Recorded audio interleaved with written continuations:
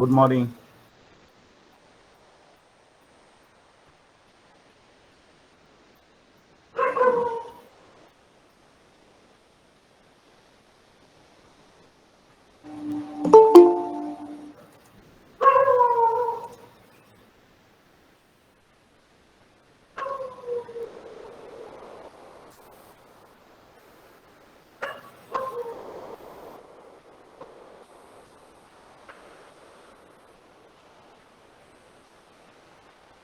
এই স্লাইডটা দেখা যাচ্ছে?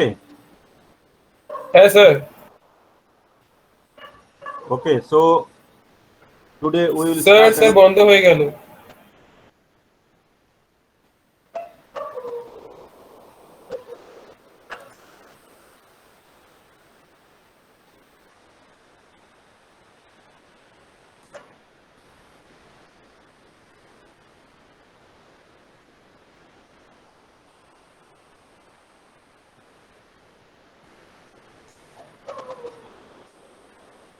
ঠিক আছে?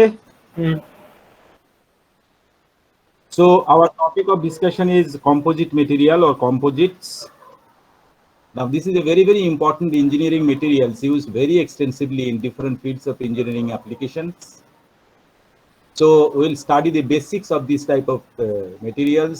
In fact, composite materials can be taught as a PG subject. You know, there's a subject called composite materials and its properties. So we can spend at the most 2 sessions. So maybe if some of you are interested to perform research in this area, material science, composite material will be one of the very important area, because nowadays also a lot of research are being carried out to develop new type of composite materials with new properties. So this is a very emerging area of research.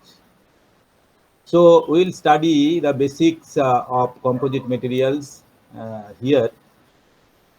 So to understand the composite materials, let us see the basic concept or definition of a composite material. So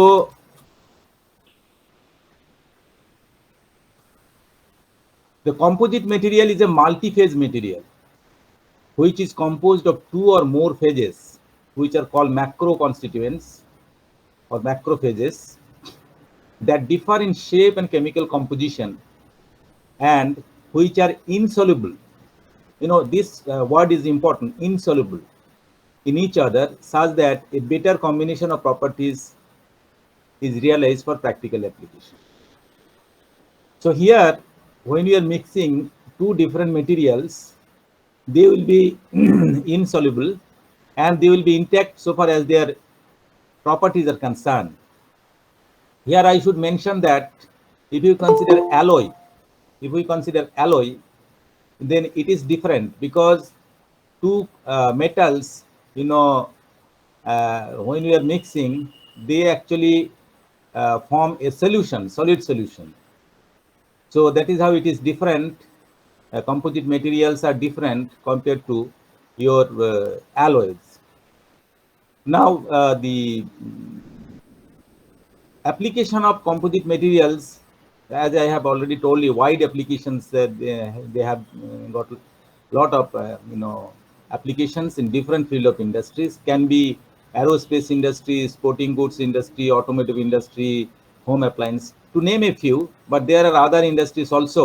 You will now, if you study composite materials, you can understand, and if you see the different products, you will find that most of the products we use are actually made of composite materials. Now, basically the composite materials can broadly be divided into natural composites or artificial composites. Now, the natural composite materials are deficient in some of their properties. Like we can consider the natural composite materials like wood, bamboo, sand, clay, etc. But artificial composite materials, since these are manufactured artificially, so we try to develop with improved properties of these materials, and there is no end of it. As I have already told you, a lot of research is being carried out in this area, and newer types of composite materials, artificial composite materials are being developed. So just see this. This is the basic concept, basic idea about the natural composite. That to give, just to give you one idea, that let us take, this is a cross section of bamboo or a wood, a piece of wood. If you look inside, you will find that let us consider this a cross section of bamboo. This is the longitudinal directions. You will find the fibers. These fibers are very strong, and these fibers are embedded within the soft matrix. So basically, the loads are taken by the strong fibers because matrix. So composite materials have got two basic ingredients. One is called the matrix, and another one is called the fiber. So they are actually artificial, they are mixed, but this is, since it is natural composite, you will find that the strong fibers are embedded within the soft matrix.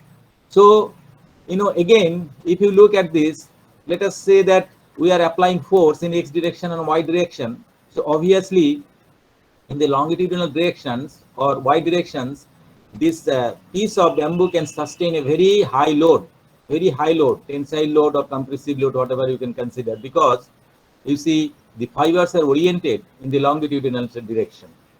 Whereas if you apply transverse load, this piece may not be able to sustain very high load. So this is a just example, just to give you idea about how the fibers are oriented and what do you mean by longitudinal direction and transverse direction. So when you are applying the load along the parallel to the fiber, it is called the longitudinal loading. And when you are applying the load in transverse direction or perpendicular direction to the orientation of the fiber, then it is called the transverse loading. So this is natural composite, and as I have told you that natural composites have some deficiencies. Suppose I want this piece of composite material to be strong enough in both the directions, y direction and x directions. Then I will have to make some arrangements or have to manufacture artificial types of composite material so that it can sustain loads both in x direction as well as y direction. Now this is just to give you an idea, where the composite materials are applied. Here is, you see, is the body of an aeroplane. Most of the parts are actually made of composite materials with different properties and different composite materials. And this is just to give you an idea, the different parts. If you can see that starting from the front side to the rear side, then the wings and some parts of inside the body. So you will find that there are a lot of different types of composite materials being applied here or used here to manufacture the aeroplane. So you can just see this, and this is just an example. So this is a complex system which is made and this system is made of a large number of composite materials. This is another diagram of the same. This is a example of composites in Boeing 777. So here again you will find the different types of composite materials. Terms have been used here. You can see this. There are also a type of composite material called the hybrid composite material.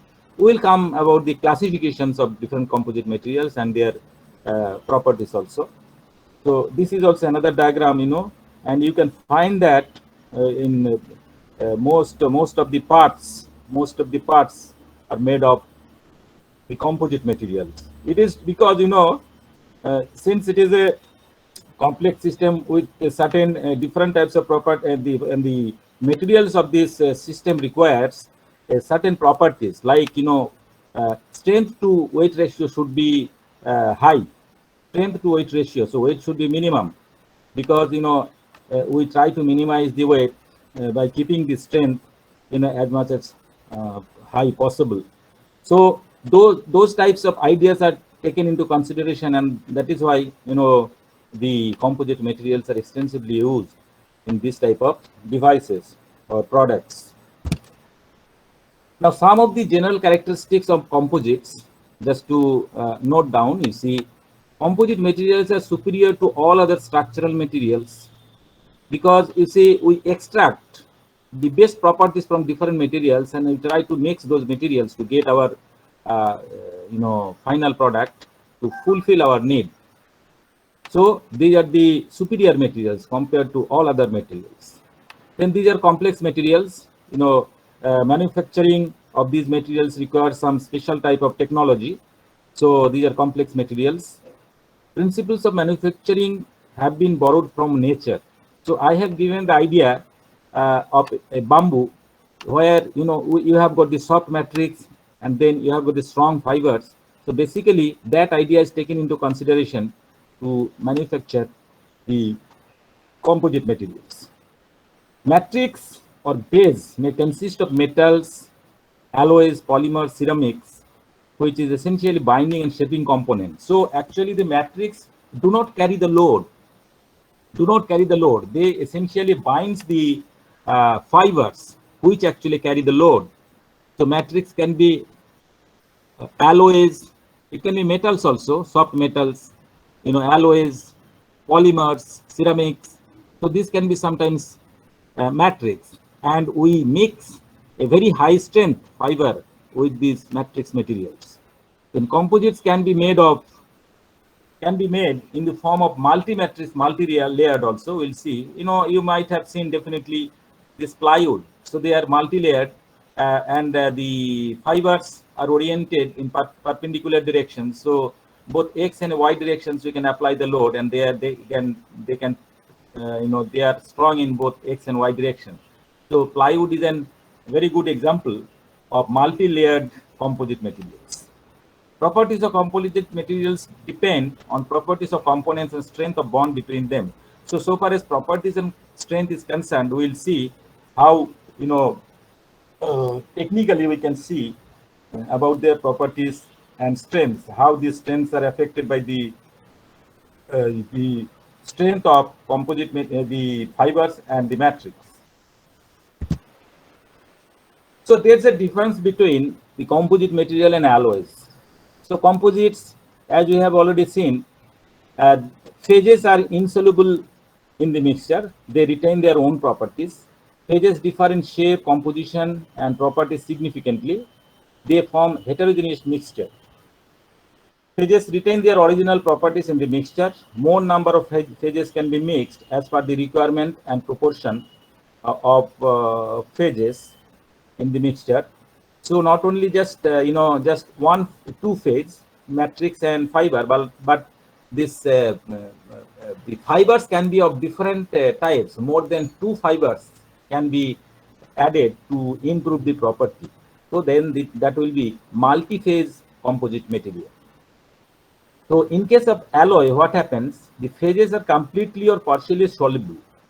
So metals gets solid, form solution in the mixture, and they form solid solutions. So similarities in shape, composition, and properties. Some definite properties are required of two metals so that they can form the solution. So they form the homogeneous mixture. Significant difference in properties between the original phases and alloy. So what happens is that when you are making an alloy, the material, the final alloy becomes of different properties than the original metals. The phases do not retain their original properties. The definite number of phases can be mixed in definite proportions. So these are some of the notable differences of the composite material and the alloy. Some of the terminology that we use to study the composite materials, like one is the matrix. So matrix is the continuous phase. The purpose is to transfer the stress to other phases and protects the fiber from environment and binds the fiber also. This classification can be metal matrix composite, then ceramic matrix composite, polymer matrix composite, to name a few. There are some other advanced composite materials also. Then we have got the dispersed phase, and normally those dispersed phases are called the fiber. So purpose is to enhance the matrix properties. So metal matrix composite, we can increase the yield strength, tensile strength, heat resistance, and ceramics matrix composite we can increase the toughness also. Then polymer matrix we can improve the elastic modulus, tensile strength, and the yield strength, heat resistance, etc. So these are some of the properties we have just mentioned, but we can see that some more mechanical properties can also be improved. Actually, to develop a composite material, what is required is that we first have to determine what we want, what is our actual requirement, what are the properties which we want in the composite material. So this is basically materials engineering. First we determine the predetermined set of properties which we require in the material, and we go in the reverse direction to develop the material. So we perform a lot of permutation and combinations. We perform a lot of research, and we in the materials lab, and then we will be able to determine the required, develop the required composite material. So let us see the different classification of composite materials. Broadly, composites are classified into three main types. One is called the particle reinforced, where the fibers are in the form of particles. So there can be large particle and also particles with smaller size, which are called these dispersion strengthened particles. So large particle reinforced, dispersion strengthened particles. So here fibers are in the form of particles. Then another category is called the fiber reinforced. Fiber reinforced means the fibers are in the form of long fibers. It can be continuous or aligned and discontinuous. Discontinuous can again be classified as aligned and randomly oriented. So there can be different classifications we will see in the diagrams. And there are another classifications which is based on the structural aspects, and these are classified as laminates and sandwiched panels. So these are the classifications. Now see, in each of the categories, like when we are talking about the particle reinforced, here are some examples. So this example, you see, in the ferrite matrix, when you are taking ferrite matrix, the cementite particles are mixed there. Then this is one example of particle reinforced. Or you can say you must have come across a technology called powder metallurgy. Powder metallurgy is a very, very important technology in material science and engineering, where we follow certain steps to develop a composite material. Basically, powders of metal and some other particles which we want to incorporate are actually mixed. They are sintered, they are compacted, and then there are some more steps in between, and then finally we get the required composite material. And some of the cutting tool materials, you will be using the cutting tool materials in our machine shop, Blue Earth machine shop. You will find that the cutting tool materials are of special type of materials, which are developed in some of the advanced cutting tool materials are being developed with the help of this powder metallurgy technique. So that is one example. So cutting tool materials, ceramic material, like ceramic cutting tool materials are actually manufactured with the help of this technology, powder metallurgy. So this is particle reinforced, because you see in the soft matrix, means ferrite, comparatively soft, we have got the very hard particles, cementite particle, Fe3C particle, which are brittle. So when you are mixing this, the total, there is a lot of improvement in their mechanical properties, because the materials will be hard, tensile strength will be increased. We have studied the material deformation due to dislocation. So because of these hard particles, you see the dislocation motion of the soft material will be resisted, so material will be harder. So that is the idea. So material becomes hard when you are mixing some particles within the soft material. So similarly, another one is the tungsten carbide or cemented carbide. This is what actually we do in powder metallurgy. So matrix here we have taken as cobalt ductile, and we use the tungsten carbide as particles as the particle which will be reinforced. So when you are mixing this, you are getting superior type of mechanical properties and other properties. Then another example is the automobile tires. You see, if you take the rubber, it's a quite soft and it is not practically usable. So what we do, we make it stiffer and make it harder by mixing carbon or sometimes sulfur. So the process is called the vulcanization. So we make the rubber harder. So how much quantity of these particles to be mixed? That is what the materials engineer is supposed to determine. So automobile tires. So these are some of the examples of particle reinforced composite material. Then we have got the fiber reinforced. Again, fiber materials are classified into three categories. One category is called the whiskers, then fibers, then wears. Now, the criteria based on which this classification has been made is the aspect ratio. Aspect ratio is defined as the length to diameter ratio of the fiber. Length divided by diameter. This is called the aspect ratio. And for whiskers, the length to diameter ratio becomes very high, very high. I was giving one example to this carbon nanotube. Carbon nanotube made from graphite. So these carbon nanotubes are basically one type of whiskers. Apart from this carbon nanotube, you have got the silicon nitride, silicon carbide. So these are some of the whiskers, but the technology is a bit sophisticated to manufacture this type of whiskers. So where the large aspect ratio is there, that particular type of fibers are called the whiskers. And high crystal perfection they have. They're extremely strong, strongest known material, very expensive because it requires some sophisticated technology. Then comes the fiber. Fiber normally, aspect ratio is comparatively lower than the whiskers. These can be polycrystalline or amorphous, generally polymers or ceramics. Example can be aluminum oxide, aramids, e-glass, boron, and this is a composite material.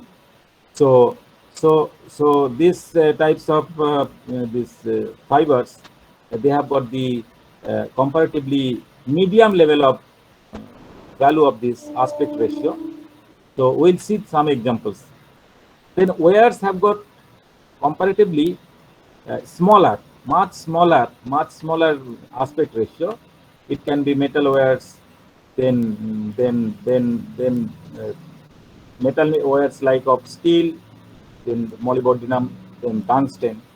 So these are the three different categories of fibers. Sometimes we call whiskers, fibers, and wears. These are actually used as the fibers for manufacturing the fiber reinforced composite material. Next comes the structural type. Based on the structural aspects, the stacked and bonded fiber reinforced sheets. I was giving one example of plywood. You see, this is basically plywood. The fibers are oriented along the lines shown, and they are actually pasted alternatively. So what happens is that they can take load in X and Y direction both. So they are stronger in both X and Y directions, not like natural bamboo, which is only can take in a particular direction, so longitudinal directions. Then comes the sandwich panels. So these are low density. We make the materials in such a form that the density of the materials becomes less, and the materials becomes also lightweight. There are another technology that is coming nowadays, very promising area, which is called formation of metal foam.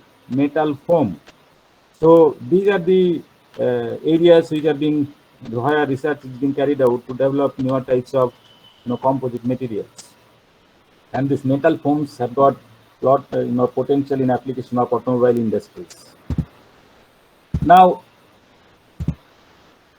some idea about the benefits of composite materials. You see, in the first diagram, if you see the first diagram, we are trying to see how the composite materials becomes, stronger, and what are the properties we get, improved properties. See, initially, when the matrix is not reinforced, then it is like, you see, we are taking, say, metal matrix. So its property, the yield strength or the breaking strength will be much less. It will have a, let us say, linear. It is metal, so we can consider linear, and the breaking strength is much less. But when you are mixing the particle, let us consider here particle reinforcement. We are mixing the particle, the composite materials becomes, of higher strength, and the actually another part is that composite material doesn't, break suddenly. Composite material doesn't break suddenly, so catastrophic failure can be avoided. So that is a very, very important part, or very, very important, point about the composite material. So it is the maximum strength, and sometimes it may so happen that if the applied load is more than the strength it can bear, so what will happen? It will start breaking or failing, but it will not suddenly fail. Maybe after certain displacement, certain displacement, it will fail. So the failure of the material, the composite material, is not catastrophic.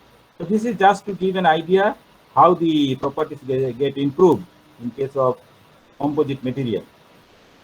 And if you look at this second diagram in the right hand corner, second diagram, you will find that the there's a graph between elastic modulus and density. So what happens in case, let us consider the metals and alloys.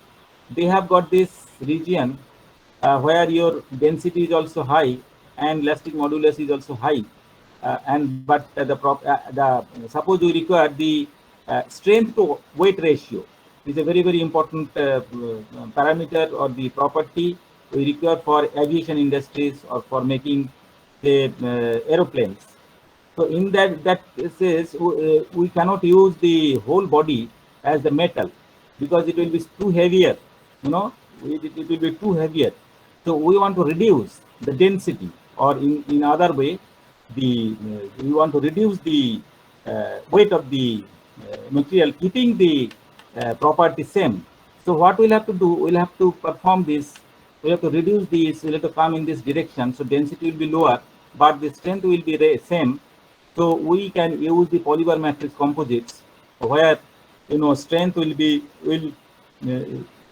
polymers are comparatively lighter in weight, and if we can incorporate some composite fibers of high strength, then the materials will be very of high strength with low weight. So this is the region. This is the region where polymer matrix composite actually performs with low density and high Young modulus. So this is just one property. So similarly, other properties will also be improved. So we can actually have an idea about how these properties get improved. So if you only take the polymers separately, so obviously their Young modulus will also be less and density is okay, but we want to improve the mechanical properties. So what we are mixing, we are adding some fibers with this matrix or polymer materials to get the polymer matrix composites. So this is the idea how we can improve the mechanical properties. Then another example, you see metal matrix composite. So we have this 6061 aluminum. It's a very, very important grade of aluminum which is extensively used, and we have got this strain and we have got this stress in this axis, and of course in the logarithmic scale. So you can see when you are mixing SiC, silicon carbide whiskers, in soft aluminum matrix, the tensile strength or stress, yield strength is getting increased to a great extent. So this is an example of increased mechanical properties of metal matrix composites.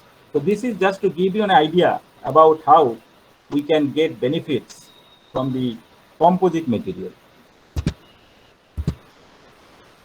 So there are some basic rules. There are some basic rules. You can see the textbook about the derivation of these equations, because here I am not going to derive the equations.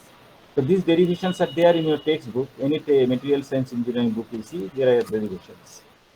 So what happens is that in case of particle reinforced composite material, if we want to determine the composite elastic modulus, which is denoted by EC, composite elastic modulus. So this is nothing but we just follow the rule of mixture. Suppose that Vm indicates the volume fraction of the matrix part, and Em indicates the elastic modulus of the matrix material, and Vp indicates the volume fraction of particles we are mixing, and EP indicates the elastic modulus of the particle. Then we simply use the rule of mixture. So this, the linear combinations of variables. So here we have got the two variables. So we can write this equation like this. So if you can add another phase, with some volume fraction and elastic modulus, then we will get the composite elastic modulus just by adding this quantity, Vm, Em plus Vp, Ep plus some another third material, say V3, E3, something like that. So here only we follow the rule of mixture to get the composite elastic modulus. So this equation, if you see, this is actually this is the upper limit. This becomes the upper limit of the material, then upper limit of the material, and then comes the lower limit. So this equation, this is for longitudinal loading. You see, this equation, which has been just linear combination of this. This is the for longitudinal loading in a particular direction. Then another limit we get, which is normally this equation comes from the transverse loading. So we are getting two different equations of EC, and so we will get the upper limit and lower limit of this particle reinforced material, and we can calculate for a particular volume fraction of the matrix material what will be the upper limit and lower limit, for in which zone our composite strength is likely to be. So this will give you some idea about the limits or boundaries of the elastic modulus, one particular property. So similarly, we can have this type of equations for other properties, maybe yield strength, and other properties also. So this is just to give one idea about one mechanical properties and their limits, how we can calculate. So this equation can be used for other properties also, like when you are mixing two different metals of different electrical conductivity with their different volume fractions. So this rule of mixture is also used there. Then thermal conductivity also. So this rule of mixture equation is applicable for many properties. Same equation can be used. Now, the fibers reinforced, you see, the fibers themselves are very strong, provide significant strength improvement to the material, total material. The fiberglass is one example, let us take. So continuous glass fibers in a polymer matrix. So matrix is a soft material, which is a polymer material, and we reinforce the continuous glass fibers within that material. Strength is because of the fibers, and as we have already discussed that the matrix only holds the fibers in place and environmentally protects them. So what is the basic idea? Some of the basic idea about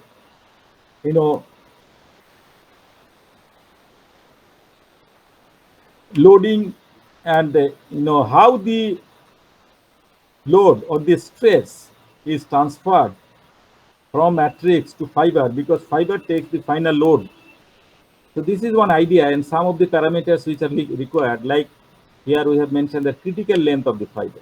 Critical length of the fiber. So this diagram actually what it shows is a soft matrix. There is a soft matrix, and within the matrix there is a fiber embedded in it uh, up to a depth, certain depth. Let us say LC we are telling. So this embedded length can be very high or can be very low. This embedded length within the matrix can be very high or very low. So if you keep the this embedded length very high and try to pull it out, then what will happen is that the fiber may get torn off, fiber may break somewhere. That is the one extreme. And another extreme is that suppose this embedded length is smaller in value. I could have explained it in the board properly by drawing different diagrams, but it is not possible here anyway. So if the embedded length is comparatively smaller, and if you apply the force to pull it out, then it will get pulled up very easily. So it is because you see, when you are applying the load in sigma to pull it off, then the force which is resisting it is the shear stress around this fiber, shear stress developed around this fiber. So there will be a situation, so the variable is here the length. So there is a critical length, LC, where the length embedded within the matrix and the resultant the shearing force that is developed in the fiber is equal to the external applied force. At that point of time, we say the length is the critical length. So by equating these two forces, one force is the shear force developed around the fiber, and another force is the external applied force, that will be sigma into cross-sectional area of this fiber, and the shear force that will be developed within this, that will be the 2 pi r into LC into tau c. Tau c is the bonding strength. Bonding strength means the bonding shear strength between the matrix and the fiber. So if you equate these two forces, then you will get this expression which is called the critical length. So critical length is a very important factor in designing and developing a fiber reinforced composite material, and this is the equation which depends on sigma fc into d divided by 2 tau c. So sigma fc is the failure strength of the fiber, and tau c is the bond strength between the fiber and the matrix. So that is how this equation is developed.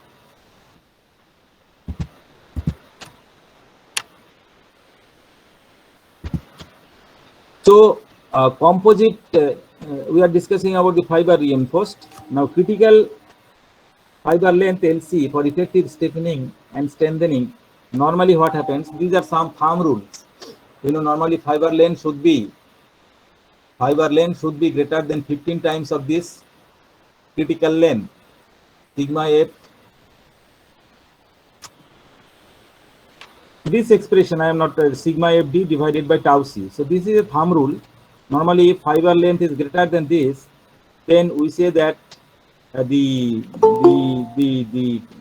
fiber is effective and it acts as fiber reinforced composite material. So this is one thumb rule. There are some more thumb rules are also there. So for fiber, the fiber length should be greater than 15 mm is needed, since the length provides a continuous fiber. So this is an idea about continuous, whether it will be continuous or discontinuous. So if fiber length is greater than this, then we normally consider that the fiber is continuous, and it need not be like that throughout the length the fiber should be continuous. So this is some thumb rule. So this is some idea to how the actually fiber acts as a better reinforcing component So there comes the idea of fiber efficiency. There comes the idea of fiber efficiency. If the fiber length is less than this particular quantity, what happens? Whatever load you are applying in the matrix, it will not get transferred. The applied load will not get transferred within the fiber material, and so the fiber reinforced composite will not be effective. So that time, and then we'll call this as poor fiber efficiency. Fiber efficiency will be poor. So this length, fiber length plays a very important role, and we can see whether this fiber will be effective or not. So similarly, if the fiber length is comparatively higher, then you see the fiber acts in a better way. So fiber efficiency becomes more. So fiber length should be greater than this particular quantity. So then whatever load we are applying, that will get transferred to the from matrix to the fiber, and fiber will ultimately take the load. So here are some of the technical points, technical idea for designing the fiber composite material. So this has been explained in a better way here. Here we can have three different situations. Here we can have three different situations. Figure indicates that, let us consider, length of the fiber is equal to the critical length. Length of the fiber is equal to the critical length. So when you are applying load outside, external load to the, composite material, the load is first applied in the matrix, and then matrix, actually transfers the load to the fiber. And what happens? The maximum applied load is sigma F star, let us say. So here we have considered, for simplicity, load is transferred to the fiber slowly and linearly, and at the middle of the fiber, you are getting the maximum stress developed in the fiber. So it is equal to the applied load. So this is a very critical situation. On the other hand, if we see the third figure C, when the length of the fiber is less than the critical length, and you have got the applied stress, external stress is sigma F star this much, but the stress developed within the fiber is much less. So it is not acting as reinforcing material. That is the point to be noted. It is not, because our objective is to bear the external load, but here the stress developed within the fiber will be much less if L is smaller than LC. So case C is not desirable at all. So what we require is that the length of the fiber should be definitely greater than LC, and the situation is this one, figure B, so that we get proper reinforcement. So in order to define the fiber efficiency, actually what is done is that the length of the fiber, which actually takes the load, divided by total length of the fiber, is the fiber efficiency. So this portion, that means the portion where the up to which length the stress in the fiber is equal to the applied stress divided by total length of the fiber, is considered as the fiber efficiency. So here theoretically we are getting a very, some portion of the fiber efficiency, but here fiber efficiency is not there. We can consider 0. Here definitely we have got the maximum fiber efficiency. So from this discussion, ultimately our conclusion is that the length of the fiber we are going to reinforce within the matrix should be definitely greater than LC, and how much it should be greater, that is the point that we will be discussing in subsequent discussion. So this is the idea. So here are some slides. Here are some slides about different types of fiber reinforcement. Sir Yes. Sir বলছি যে sir আগের ওই গ্রাফগুলোতে ওই ওই মানে different লেন্থের পজিশনে sir different stress ছিল। Yes. In y-axis, we are taking the stress developed in the fiber, and x-axis obviously the length. Okay. মানে স্যার এন্ডের দিকে মানে স্ট্রেসটা হচ্ছে কি কম আর কম middle এর ইয়েস দিকে yes yes at the end theoretically it will be zero. তুমি যদি ভেবে দেখো, একটু ভাবতে হবে, you'll have to think about. মানে কি হচ্ছে, এই যে ফাইবারটা আছে, এই ফাইবারের বাইরে কিন্তু ম্যাট্রিক্স আছে, তোমাকে ভেবে নিতে হবে। So first the load is applied on the matrix, matrix থেকে তারপরে লোডটা ট্রান্সফার হচ্ছে ফাইবারের মধ্যে, and this stress which is transferred stress from the matrix is plotted here. তো এইটা একটু ভাবার জায়গা আছে, তোমাকে একটু ভাবতে হবে যে একটা ম্যাট্রিক্সের মধ্যে একটা এরকম ফাইবার আছে, সেখানে আমি ম্যাট্রিক্সে লোড দিচ্ছি, আস্তে আস্তে বাড়াচ্ছি, then how the load is getting transferred to the fibre, সেটা একটু একটু ভাবতে হবে। এটা বোর্ডে হলে বোঝানো যায়, আমার কাছে সেই স্লাইডটা নেই। You can think of that and you can guess that at the end transfer will be minimum, almost zero. যত তুমি ফাইবারের লেন্থের মাঝামাঝির দিকে যাবে, তত stress in the fiber will increase. বাড়তে বাড়তে যদি সাফিসিয়েন্ট লেন্থ হয়, like this diagram B, at a time the stress in the fiber at a critical length LC by 2 will be equal to the applied stress. So that is what we want. মানে যে বাইরে থেকে যে stress develop দেওয়া হচ্ছে, সেটা যেন ফাইবারটা নিতে পারে। যদি না নেয় বা সেখানে যদি স্ট্রেস ডেভেলপ না করে, লাইক ফিগার সি, তাহলে তোমার রিএনফোর্সিং হলোই না, তাহলে আমার কোনো কাজেই লাগলো না। So case C is not at all desirable, এটা একটু ভেবে নেবে। So we are talking about the fiber alignment. এই যে diagram, from the diagram it is quite clear. Now in this first diagram A, we say it is aligned continuous, but you see the fibers are not continuous throughout the length, but from the critical length point of view, and from that thumb rule, a fiber will be said as continuous if that particular condition is satisfied. Say 15 times of that particular quantity that we have already seen this equation, then we call this continuous aligned fiber. And if that condition is not satisfied, then we say that it is discontinuous. And of course, this is randomly oriented.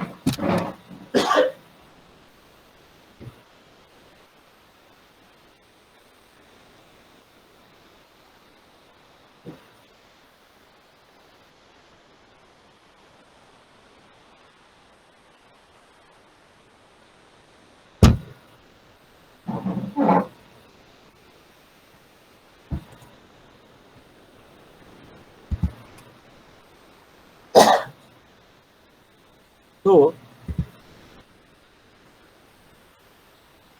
I think today we'll stop, and next day onwards we'll start from this point, composite strength, longitudinal loading, and also we'll see some of the problems and some more discussions on this in the next day. So we'll start from this composite strength, longitudinal loading. We have got the transverse loading also. And you should see the derivation of these equations from your textbook. Okay? ঠিক আছে? Okay, sir. I have another class, so I'm stopping here today.